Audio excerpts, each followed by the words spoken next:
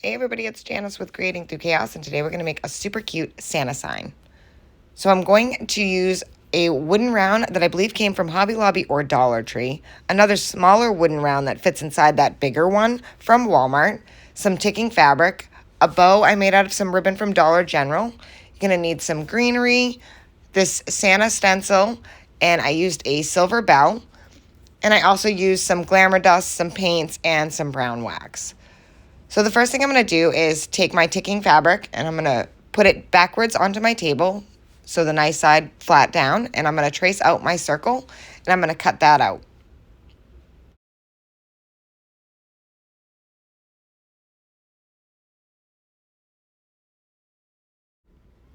Once I have that all cut out, I am going to Mod Podge that right to this bigger wood round. I'm just going to use a really thick coat of Mod Podge, lay that down, and press it all out with my fingers.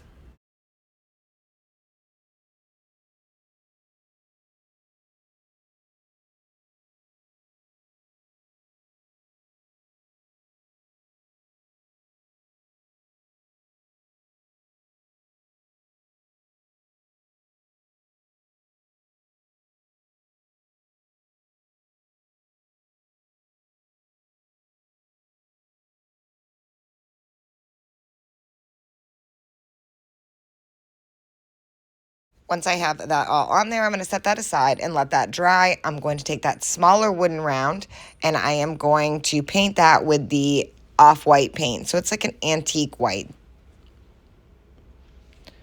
Once that's all painted, I'm going to take this little stencil, and I got this stencil on Amazon in a set of I think it came with 6, maybe 12 stencils. I can link it in the comments if you're interested. And then I'm just going to use some red paint and a sponge pouncer to put the Santa face right onto that circle. And I did it kind of up at the top of the circle because I'm going to put some wording on the underneath below the Santa face. So the key to any stenciling is to use the most minimal amount of paint and go over the same area several times. That will make it so that you don't have any bleeding. But also, when you do it on a surface like this, even if you do have a little bit of bleeding, you can go back in with that antique white or the off-white, whatever color that you used, and fix your little spots. So as you can see I can go over the same area several times just to make sure that it's not bleeding, because I don't have a lot of paint on my sponge brush. And there it is. How stinking cute to see. Next, I took another one of the stencils in there that just says Merry Christmas. I'm going to put that right at the bottom, and I'm going to do that right under the Santa face. And I'm also just going to use the same color red paint. And I had a smaller pouncer just to make sure that I don't get any other part of the stencil, because that Merry Christmas is in between other pieces of a stencil. So I got the smaller of the little pouncers and did just the Merry Christmas, because I didn't want any of the other designs that were on that stencil. As you can see, again, I'm just going back and forth over it to make sure that I got all of the lettering, and look how cute that is.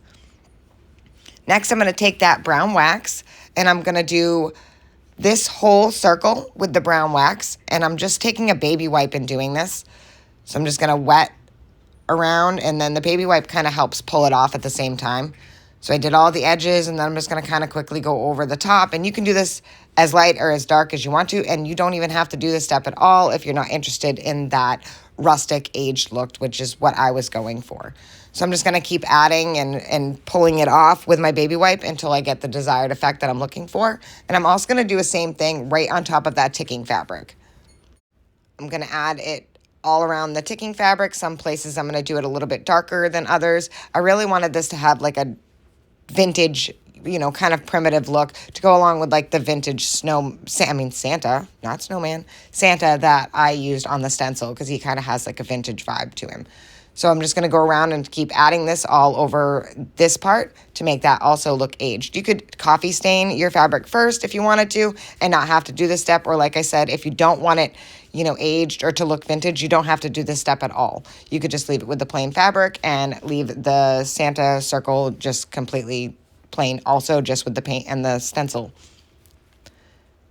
Once you have that all done and everything's all dry, I'm going to take that smaller circle and I'm going to hot glue that right on top of this larger circle. I'm just going to try and center it as best as I can. And I just love how this is turning out already. Next, I'm going to take that greenery. I'm going to put a little bit on each side of the smaller circle.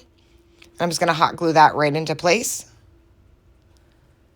And I don't know where I got this greenery. I think it was from Walmart.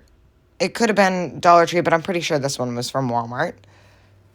I'm just going to hold it there, and I use my little finger protector from Dollar Tree because I burn myself a lot with my hot glue gun. I don't know about you all, but those finger protectors have been a lifesaver. Next, I'm going to add that little bow that I made right to the center of the greenery. I'm just going to, again, use some hot glue for that. Pull all those glue strings off. And if you have an issue with glue strings, the best way to get rid of glue strings is just to use a blast of a heat gun on high, and it gets rid of them all. Next, I'm just going to add a little bell to the center, and then this little part is all done. And I just kept adding greenery of where I felt like it was kind of lacking. So as you can see, I'm adding a little bit more because I felt like the little branches that I used just weren't enough.